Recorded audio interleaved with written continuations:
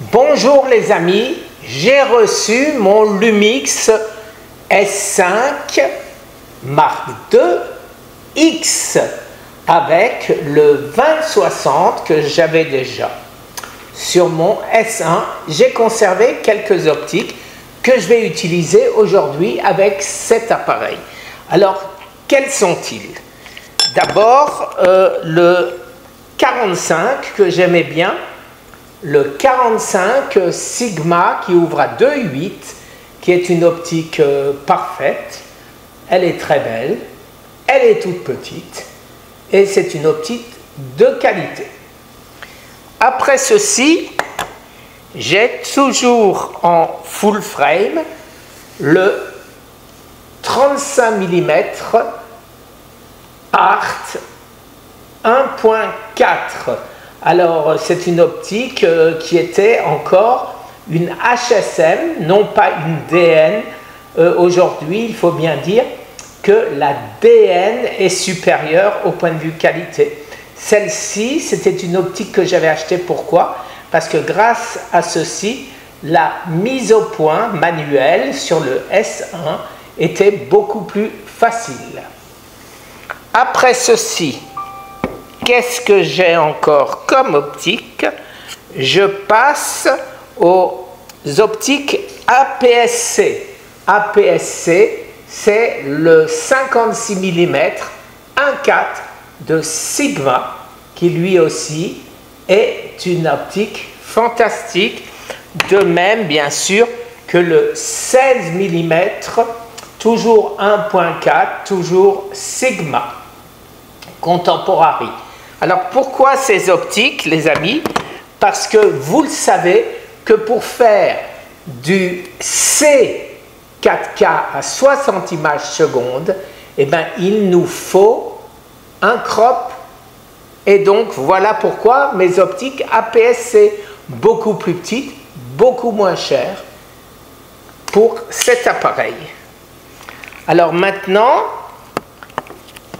qu'est-ce qu'il me fallait encore?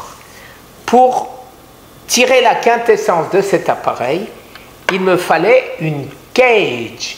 Alors cette cage, elle est relativement complète ici, puisque j'ai mis dessus le SSD SanDisk de 2 Tera. Vous le savez, on peut filmer, enregistrer directement sur SSD avec ce Lumix S5 2X.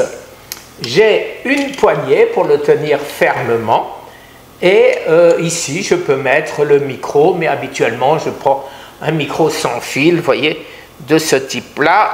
Je le touche, ça va faire du bruit, mais c'est pas grave. Celui-ci, voilà, le Sony ou autre. Voilà, alors pour l'instant, je n'ai pas monté cette cage, mais elle sera très stable. J'ai une poignée qui vient ici aussi, et j'ai aussi un adaptateur pour mettre en plus ici une batterie supplémentaire qui fait que je suis tranquille pour toute la journée sans aucun problème.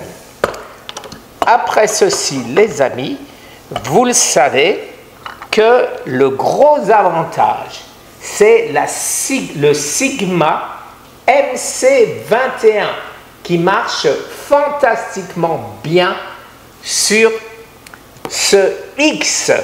Et quel est l'avantage? C'est que je n'ai pas besoin, là aussi, de racheter les optiques hors de prix, il faut bien dire, de Lumix, puisqu'elles valent 2000 $.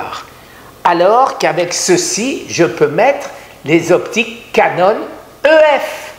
Et donc, qu'est-ce que j'ai comme optique Canon? J'ai le 24-105 que l'on trouve pour moins de 400 $ L sur eBay. Alors, je vous précise que c'est de loin pas le meilleur.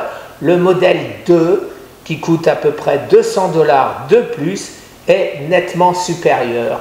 Mais comme je ne fais pas de photos avec ceci, mais que de la vidéo, Donc il me convient parfaitement.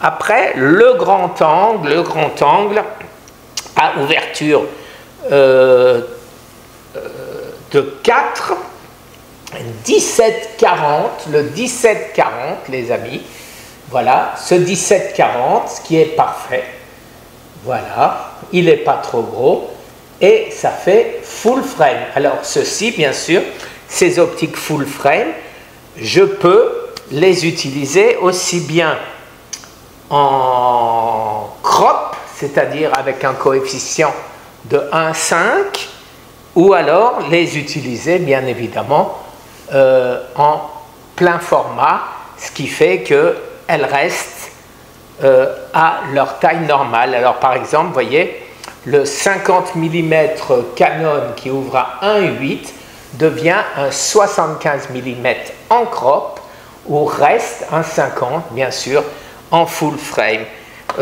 Une optique que j'adore, c'est le 40 mm. Le 40 mm qui, lui, est tout petit. Quand je le monte, vous voyez, je le monte là-dessus. Voilà, regardez la taille et je n'ai pas enlevé le bouchon. Voilà. Moitié beaucoup plus petit, voilà, si j'en ai beaucoup plus petit, vous voyez, que le 20-60 de Lumix, qui reste habituellement toujours sur cet appareil. Alors, maintenant, effectivement, le gros intérêt de toutes ces optiques Canon, par exemple le 70-200, qui lui ouvre à 4 aussi, très raisonnable, vous voyez, puisque c'est une optique, là aussi, au lieu des 2000 $, on va trouver cette optique aux environs de 500 $ aujourd'hui, puisque c'est une monture EF, c'est-à-dire les montures utilisées autrefois sur les SLR, c'est-à-dire les réflexes. Alors, l'intérêt de ces optiques, c'est que je peux les mettre sur le Sony, tous les Sony, avec le MC11, qui est l'équivalent du MC21 pour Lumix.